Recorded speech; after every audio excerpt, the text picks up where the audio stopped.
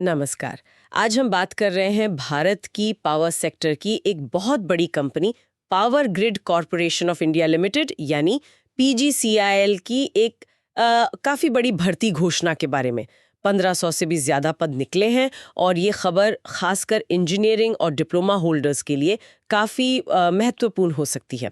हमारे पास है power grid की ऑफिशियल डिटेल्ड नोटिफिकेशन जो 27 अगस्त 2025 को आई है और एक सरकारी नौकरी पोर्टल का लेख भी है।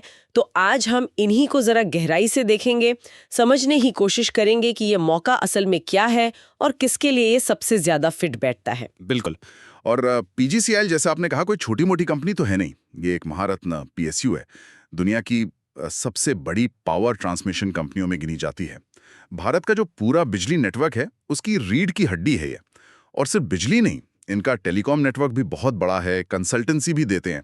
तो यहाँ काम करना मतलब काफी बड़े और महत्वपूर्ण प्रोजेक्ट से जुड़ना है। सही कहा। तो आज का हमारा इरादा बिल्कुल साफ है, इस पूरी भर्ती प्रक्रिया को ठीक से समझना। कौन कौन से पद हैं, कौन अप्लाई कर सकता है, सैलरी क्या है, फायदे क्या हैं और सबसे जरूरी सिलेक्शन होगा कैसे। और ये जो फिक्स टर्म वाली बात है, क्या ये वाकई एक अच्छा मौका है, इसे भी समझेंगे। हाँ, क्योंकि सरकारी नौकरी शब्द सुनते ही अक्सर लोगों के मन में स्थायी नौकरी का ख्याल आता है। पर यहाँ मामला थोड़ा सा अलग है। ये पद जो हैं ये अनुभवी पेशेवरों के लिए हैं और फिक्स टर्म कॉन्ट्रैक्ट बेसिस पर हैं, मतलब एक निश्चित अवधि के लिए। तो हमारा लक्ष्य यही है कि जो भी उम्मीदवार इसमें रुचि रखते हैं उन्हें पूरी और साफ जानकारी मिले ताकि वो सोच समझकर फैसला ले सकें। चलिए तो फिर शुरू करते हैं। सबसे पहले इस भर्ती की मोटी मोटी बातें। कुल पद कितने हैं और किस तरह के हैं? जी, कुल पद हैं 1543 और ये दो मुख्य भूमिकाओं के लिए हैं। एक है फील्ड इंजीनियर और दूसरा फील्ड सुपरवाइजर। दोनों ही फील्ड लेवल की जिम्मेदारियां हैं, मतलब साइट पर काम ज्यादा रहेगा। अच्छा, और ये जो अनुबंध मतलब कॉन्ट्रैक्ट वाली बात है, जी इसे थोड़ा और साफ करेंगे। कितने समय का है ये? जरूर। देखिए, शुरू में तो ये कॉन्ट्रैक्ट 24 महीने यानी पूरे 2 साल का होगा। 2 साल, ठीक है। या फिर जिस प्रोजेक्ट के लिए भर्ती हो रही है अगर वो पहले खत्म हो जाता है तो तब तक, जो भी पहले हो जाए। लेकिन अधिसूचना ये भी कहती है कि अगर जरूरत पड़ती है तो इसे 1-1 साल करके बढ़ाया भी जा सकता है। अच्छा, कितना बढ़ाया जा सकता है? अधिकतम 5 साल तक। मतलब शुरू के 2 साल के बाद जरूरत हुई तो 1 साल, फिर 1 साल, ऐसे करके कुल 5 साल तक जा सकता है। 5 साल? ये तो अनुबंध के हिसाब से काफी लंबा समय है। पर क्या इसका मतलब ये है कि ये स्थायी नौकरी नहीं है? हाँ बिल्कुल। अनुबंध का मतलब यही है कि ये स्थायी नियुक्ति का कोई दावा पेश नहीं करता है। हालांकि पावर ग्रिड की अपनी एक पॉलिसी है जिसकी हम आगे बात करेंगे, जो कुछ संभावनाओं की तरफ इशारा करती है, पर अभी के लिए इसे एक निश्चित अवधि की नौकरी ही मानकर चलना चाहिए। ठीक है, ये स्पष्ट होना जरूरी था। अब आते हैं पदों के विवरण पर। फील्ड इंजीनियर और सुपरवाइजर में कौन कौन से डिसिप्लिन हैं? अधिसूचना के हिसाब से मैं बताती हूँ। पद इस तरह से है। फील्ड इंजीनियर इलेक्ट्रिकल के 532 पद हैं। फील्ड इंजीनियर सिविल के 198 पद। फिर फील्ड सुपरवाइजर इलेक्ट्रिकल के 535 पद, ये सबसे ज्यादा हैं। फील्ड सुपरवाइजर सिविल के 193 पद और field supervisor electronics and communication के 85 पद। हाँ, और ये जो पद हैं ये पूरे देश में फैले हुए हैं। पावर ग्रिड के अलग अलग रीजनल हेडक्वार्टर्स और प्रोजेक्ट्स के लिए हैं, जैसे नॉर्दर्न रीजन आई3, सदर्न रीजन आई2, वेस्टर्न रीजन आई1, आई2, नॉर्थ ईस्ट, फिर ओडिशा प्रोजेक्ट्स, आरडीएसएस प्रोजेक्ट्स वगैरह वगैरह। हर रीजन की अपनी ज़रूरतें हैं, तो ये जो वैकेंसी की संख्या है ये रीजन वाइज है और ज़रूरत के हिसाब से बदल भी सकती है। यानी मौके देश भर में है। बहुत बढ़िया।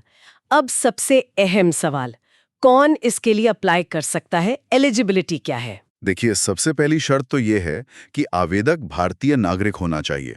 उम्र की बात करें तो 17 सितंबर 2025 को, जो कि आवेदन की आखिरी तारीख भी है, उम्मीदवार की उम्र 29 साल से ज्यादा नहीं होनी चाहिए। अधिकतम 29 साल। और क्या इसमें आरक्षित श्रेणियों के लिए कोई छूट है, जैसे ओबीसी, एससी, एसटी? हाँ बिल्कुल, जो सरकारी नियम है उनके अनुसार छूट मिलेगी।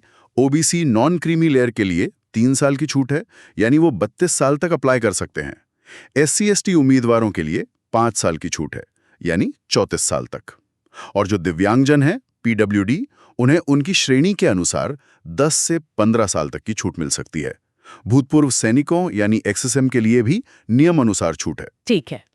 ये आयु की बात हो गई। अब आते हैं सबसे जरूरी चीज पर, क्वालिफिकेशन और एक्सपीरियंस। ये भी 17 सितंबर 2025 तक पूरा होना चाहिए, है ना? जी हाँ, कट ऑफ डेट वही है।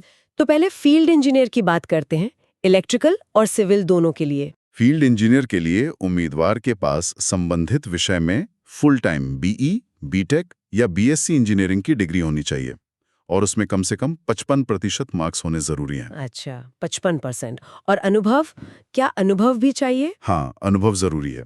डिग्री पूरी करने के बाद कम से कम 1 साल का पोस्ट क्वालिफिकेशन अनुभव चाहिए और ये अनुभव भी संबंधित फील्ड में होना चाहिए, जैसे कि rural electrification, distribution management system, transmission लाइनें, सब स्टेशंस, एसएस वगैरह में डिजाइन, इंजीनियरिंग, कंस्ट्रक्शन, टेस्टिंग या कमीशनिंग का काम किया हो। अच्छा, तो सिर्फ डिग्री से काम नहीं चलेगा, 1 साल का रेलेवेंट एक्सपीरियंस अनिवार्य है।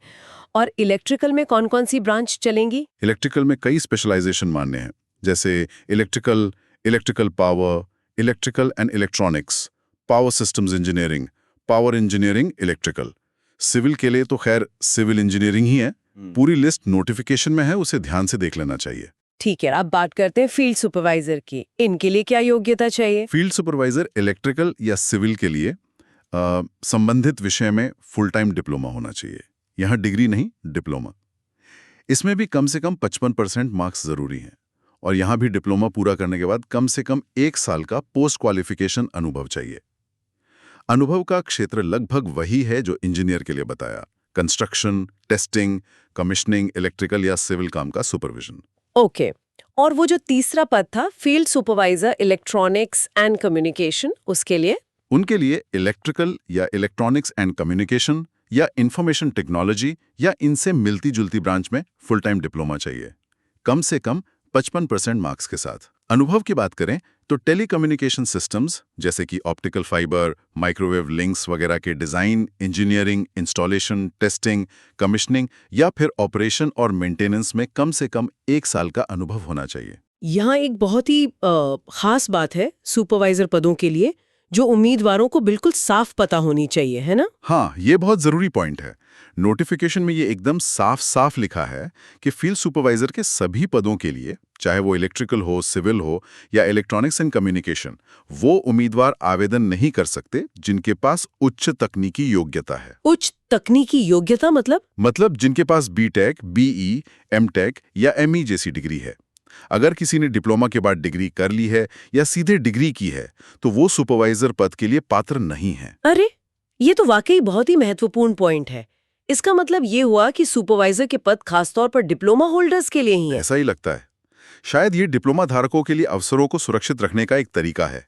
तो जिन उम्मीदवारों के पास सिर्फ डिप्लोमा है और वो सुपरवाइजरी रोल में जाना चाहते हैं, उनके लिए ये एक अच्छी खबर है। हाँ, ये उनके लिए बहुत अच्छा है। हाँ, एक और छोटी सी बात है सभी पदों के लिए। अगर किसी उम्मीदवार के पास किसी पीएसयू या किसी अच्छी लिस्टेड कंपनी में काम करने का अनुभव है, खासकर पावर सेक्टर में, तो उसे प्राथमिकता दी जा सकती है। अच्छा, तो ये हुई योग्यता और अनुभव की पूरी बात। अब मान लीजिए किसी का सिलेक्शन हो जाता है, तो उन्हें असल में फील्ड में काम क्या करना होगा? और सबसे बड़ा सवाल, पैसा कितना मिलेगा? सैलरी और बेनिफिट्स क्या है? हाँ, काम की बात करें तो जैसा नाम से ही जाहिर है, फील्ड इंजीनियर और फील्ड सुपरवाइजर ये पक्के तौर पर फील्ड जॉब्स हैं। फील्ड इंजीनियर जो हैं वो प्रोजेक्ट के डिज़ाइन, इंजीनियरिंग, ड्राइंग्स देखना, साइट पर टेस्टिंग, कमीशनिंग जैसे काम देखेंगे। और फील्ड सुपरवाइजर वो अपने अपने डिसिप्लिन के हिसाब से, जैसे कंस्ट्रक्शन साइट का काम सुपरवाइज करना, सब स्टेशन का मैनेजमेंट देखना या टेलीकॉम सिस्टम का ऑपरेशन और मेंटेनेंस संभालना, ये सब करेंगे। मतलब ऑफिस में बैठकर करने वाला काम नहीं है ज़्यादातर। समझ गए, फील्ड का काम है। और सैलरी?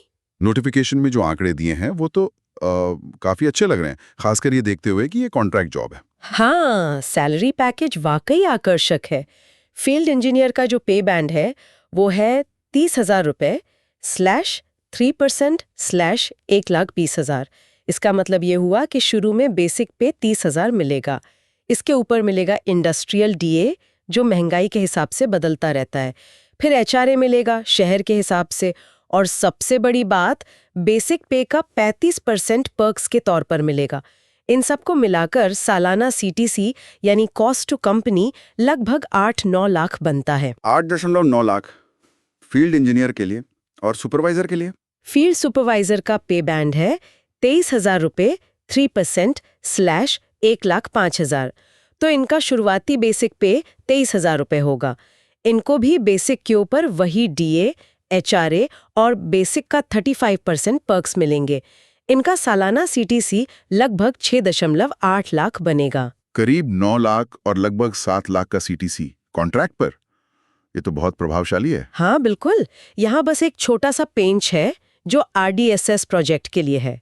अच्छा, क्या जो लोग आरडीएसएस यानी रिवैम्प्ड डिस्ट्रीब्यूशन सेक्टर स्कीम वाले प्रोजेक्ट के लिए चुने जाएंगे, उनके लिए वो जो 35% पर्क्स वाला हिस्सा है वो वेरिएबल पे होगा, मतलब उनके परफॉर्मेंस पर निर्भर करेगा। बाकी सभी प्रोजेक्ट्स के लिए ये फिक्स्ड रहेगा, मतलब मिलेगा ही मिलेगा। अच्छा, ये ध्यान रखने वाली बात है। सैलरी के अलावा और क्या फायदे हैं, जैसे छुट्टियां, मेडिकल वगैरह? हाँ, और भी कई फायदे हैं। हर साल सैलरी में 3% का इंक्रीमेंट मिलेगा। ईपीएफ और ईपीएस की सुविधा है, मतलब प्रोविडेंट फंड कटेगा। ग्रेच्युटी भी मिलेगी नियमों के अनुसार। छुट्टियों की बात करें तो साल में 12 casual leave CL, 10 sick leave SL और 30 अर्न्ड लीव ईएल मिलेंगी। ये काफी अच्छी हैं। अगर कंपनी रहने की जगह नहीं देती है तो एचआरए मिलेगा। मोबाइल फोन के खर्चे का रिइंबर्समेंट भी है। और मेडिकल का क्या, वो भी कवर होता है? जी, मेडिकल बेनिफिट्स भी हैं। पहले साल में सिर्फ कर्मचारी के लिए, लेकिन दूसरे साल से कर्मचारी और उनके परिवार, मतलब पति पत्नी और 2 बच्चे, दोनों के लिए मेडिकल कवर मिलेगा। इसमें ओपीडी यानी डॉक्टर की फीस, दवाइयाँ और आईपीडी यानी हॉस्पिटल में भर्ती होने का खर्चा दोनों शामिल हैं। साथ ही एक group personal accident insurance policy भी होगी। वाह, तो पैकेज तो वाकई काफी कंप्लीट लग रहा है। चलिए अब आते हैं उस हिस्से पर जिसका सबको इंतजार रहता है। सिलेक्शन कैसे होगा? इतने सारे लोग अप्लाई करेंगे तो चुने कैसे जाएंगे? हाँ, ये सिलेक्शन प्रोसेस थोड़ा लंबा है और इसके कई चरण हैं। इसे समझना बहुत जरूरी है। पहला और सबसे महत्वपूर्ण कदम है एक कॉमन एफटीई लिखित परीक्षा 2025। एफटीई मतलब फिक्स्ड टर्म एम्प्लॉय। ये परीक्षा सभी पदों के लिए, मतलब इंजीनियर और सुपरवाइजर दोनों के लिए एक साथ होगी और पूरे भारत में एक ही दिन आयोजित की जाएगी। अच्छा, एक कॉमन एग्जाम। इसका पैटर्न कैसा होगा? कितने सवाल, कितना समय? ये 1 घंटे की परीक्षा होगी। ऑब्जेक्टिव टाइप मतलब मल्टीपल चॉइस प्रश्न होंगे। कुल 75 सवाल होंगे। सिर्फ 75 सवाल 1 घंटे में? हाँ, और जो दिव्यांग उम्मीदवार हैं, जिन्हें स्क्राइब की जरूरत होती है, उन्हें अतिरिक्त समय मिलेगा।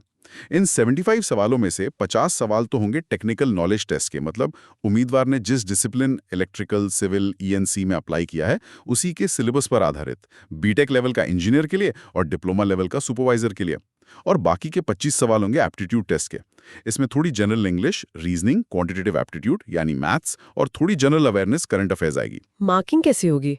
क्या गलत जवाब के लिए नंबर कटेंगे? मतलब नेगेटिव मार्किंग है? हर सही जवाब के लिए 1 नंबर मिलेगा और अच्छी बात यह है कि इसमें कोई नेगेटिव मार्किंग नहीं है। अरे वाह, ये तो बढ़िया है। हाँ, उम्मीदवार हिंदी या अंग्रेजी किसी भी भाषा में परीक्षा दे सकते हैं, ये ऑप्शन मिलेगा। और पास होने के लिए न्यूनतम अंक भी लाने होंगे। जनरल और ईडब्ल्यूएस कैटेगरी के लिए 40% और बाकी आरक्षित श्रेणियों SC, ST, OBC, NCL, PWD के लिए 30%। ठीक है, तो ये परीक्षा दे दी, मान लीजिए पास भी हो गए, इसके बाद क्या होगा? क्या इसी के आधार पर सीधी नौकरी मिल जाएगी? नहीं, यहीं पर प्रक्रिया थोड़ी सी अलग है, जो समझना जरूरी है। इस लिखित परीक्षा के आधार पर सभी उम्मीदवारों को एक स्कोर कार्ड मिलेगा। ये उनके लॉगिन आईडी पर ऑनलाइन उपलब्ध होगा और ये स्कोर कार्ड जिस दिन जारी होगा उस तारीख से ठीक 1 साल तक वैलिड रहेगा। 1 साल की वैलिडिटी, इसका क्या मतलब हुआ? इसका मतलब यह है कि पावर ग्रिड इस स्कोर का इस्तेमाल अगले 1 साल तक जब भी उन्हें जरूरत पड़ेगी तब कर सकता है।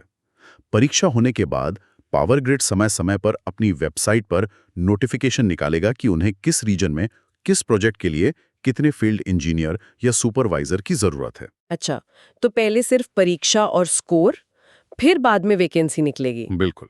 और जब वैकेंसी निकलेगी तो जिन उम्मीदवारों के पास वैलिड स्कोर होगा, मतलब स्कोर 1 साल से पुराना ना हो, और जो उस खास वैकेंसी की सारी शर्तें पूरी करते होंगे, जैसे अनुभव वगैरह, उन्हें ऑनलाइन अपनी सहमति यानी कंसेंट देनी होगी। सहमति मतलब बताना होगा कि हाँ, मैं इस वाली नौकरी के लिए इंटरेस्टेड हूँ। एग्जैक्टली, कि हाँ, मेरा स्कोर वैलिड है, मैं एलिजिबल हूँ और मैं इस खास पद के लिए विचार किया जाना चाहता हूँ। ओके, सहमति दे दी।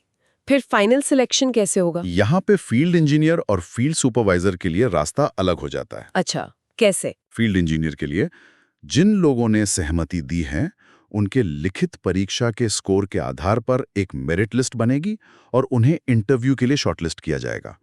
उन्हें इंटरव्यू देना होगा और इंटरव्यू में भी पासिंग मार्क्स लाने होंगे। वही 40% जनरल ईडब्ल्यूएस के लिए, 30% आरक्षित के लिए। और सबसे ध्यान देने वाली बात यह है कि फील्ड इंजीनियर की फाइनल मेरिट लिस्ट सिर्फ और सिर्फ इंटरव्यू में मिले मार्क्स के आधार पर बनेगी। लिखित परीक्षा का स्कोर बस इंटरव्यू तक पहुंचने के लिए था। क्या बात है, मतलब इंटरव्यू ही तय करेगा सब कुछ इंजीनियर के लिए। हाँ, अब फील्ड सुपरवाइजर की बात करें तो इनके लिए कोई इंटरव्यू नहीं है। जी नहीं, जिन उम्मीदवारों ने सहमति दी है उनका चयन सिर्फ लिखित परीक्षा में मेरे अंकों के आधार पर बनी मेरिट लिस्ट से ही हो जाएगा। मेरिट में जिनका नाम आएगा उन्हें सीधे डॉक्यूमेंट वेरिफिकेशन के लिए बुलाया जाएगा, कोई इंटरव्यू नहीं। ये तो बहुत बड़ा फर्क है, इंजीनियर के लिए इंटरव्यू सबसे जरूरी और सुपरवाइजर के लिए लिखित परीक्षा ही सब कुछ है। बिल्कुल, ये उम्मीदवारों को ध्यान में रखना चाहिए कि वो किस पद के लिए तैयारी कर रहे हैं। दोनों ही मामलों में मेरिट लिस्ट कैटेगरी वाइज बनेगी, general, EWS, OBC, SC, ST. अगर दो उम्मीदवारों के फाइनल स्कोर इंजीनियर के लिए इंटरव्यू का, सुपरवाइजर के लिए लिखित परीक्षा का बराबर होते हैं तो जिसकी उम्र ज्यादा होगी उसे मेरिट में ऊपर रखा जाएगा। और एक और बात, एक बार किसी उम्मीदवार का चयन इस स्कोर के आधार पर हो जाता है तो वो स्कोर फिर किसी दूसरी रिक्ति के लिए इस्तेमाल नहीं किया जा सकता, चाहे उसकी वैलिडिटी बची ही क्यों ना हो। मतलब एक स्कोर से एक नौकरी। प्रक्रिया काफी डिटेल्ड है, लेकिन अब एकदम साफ हो गई है। अब अगर कोई उम्मीदवार ये सब सुन के अप्लाई करने का मन बना रहा है तो उन्हें क्या करना होगा, तरीका क्या है? तरीका तो सीधा है, आवेदन सिर्फ और सिर्फ ऑनलाइन मोड में ही करना है। पावरग्रिड की जो ऑफिशियल वेबसाइट है www.powergrid.in, उसके करियर सेक्शन में जाकर किसी और तरीके से अप्लाई नहीं कर सकते। और तारीखें एक बार फिर से याद दिला दूं, एप्लीकेशन 27 अगस्त 2025 शाम 5 बजे से शुरू हो गई हैं और 17 सितंबर 2025 की रात 11:30 बजे तक खुली रहेंगी। उम्र, क्वालिफिकेशन, एक्सपीरियंस सब कुछ 17 सितंबर 2025 तक पूरा हो जाना चाहिए। यही कट ऑफ डेट है। आवेदन शुल्क भी है? फील्ड इंजीनियर के लिए 400 रुपए और फील्ड सुपरवाइजर के लिए 300 रुपए। हालांकि जो उम्मीदवार एससी, एसटी, पीडब्ल्यूडी कैटेगरी के हैं या भूतपूर्व सैनिक एक्सएसएम हैं, उन्हें कोई फीस नहीं देनी है और ये फीस नॉन रिफंडेबल है। मतलब अगर अप्लाई कर दिया तो वापस नहीं मिलेगी। अप्लाई करते समय कुछ डॉक्यूमेंट्स भी अपलोड करने होते होंगे? हाँ, कुछ जरूरी डॉक्यूमेंट्स की स्कैन्ड कॉपी अपलोड करनी होंगी, जैसे आपकी हाल की पासपोर्ट साइज फोटो जिसका बैकग्राउंड सफेद हो, आपके सिग्नेचर, जन्म तिथि का प्रूफ जैसे 10वीं का सर्टिफिकेट, आपकी क्वालिफिकेशन सर्टिफिकेट और सभी साल या सेमेस्टर की मार्कशीट, एक्सपीरियंस सर्टिफिकेट जिसमें साफ साफ लिखा हो कि आपने कब ज्वाइन किया और कब छोड़ा अगर लागू हो। और अगर आप आरक्षित श्रेणी में आते हैं तो जाति ईडब्ल्यूएस पीडब्ल्यूबीडी सर्टिफिकेट। ये ध्यान रखना है कि सारे डॉक्यूमेंट्स एकदम साफ हों, पढ़ने में आए और सही फॉर्मेट .jpg या .pdf और साइज में हो जैसा नोटिफिकेशन में बताया गया है। और कोई खास चीज जिसका ध्यान रखना हो अप्लाई करते समय? हाँ, 2-3 छोटी मगर जरूरी बातें हैं। एक तो आपके पास एक वैलिड ईमेल आईडी और मोबाइल नंबर होना चाहिए जो कम से कम अगले 1 साल तक एक्टिव रहें। सारी जरूरी जानकारी जैसे एडमिट कार्ड, रिजल्ट वगैरह इसी पर आएगी। दूसरा, अगर आपका सिलेक्शन हो जाता है और आप ज्वाइन करते हैं तो आपको नेशनल स्किल्स रजिस्ट्री NSR पर अपना रजिस्ट्रेशन और बायोमेट्रिक वेरिफिकेशन करवाना होगा। ये कंपनी की जरूरत है। और तीसरा, ज्वाइनिंग के 3 महीने के अंदर आपको पुलिस वेरिफिकेशन रिपोर्ट PVR भी जमा करनी होगी। ठीक है, तो ये थी पूरी आवेदन प्रक्रिया की जानकारी। अब अंत में घूम फिरकर वहीं आते हैं, क्या ये कॉन्ट्रैक्ट वाली नौकरी पावरग्रिड जैसे महारत्न PSU में एक अच्छा करियर मूव है? किसी को इसे क्यों चुनना चाहिए या क्यों नहीं? देखिए, इसके फायदे और नुकसान दोनों पर सोचना होगा।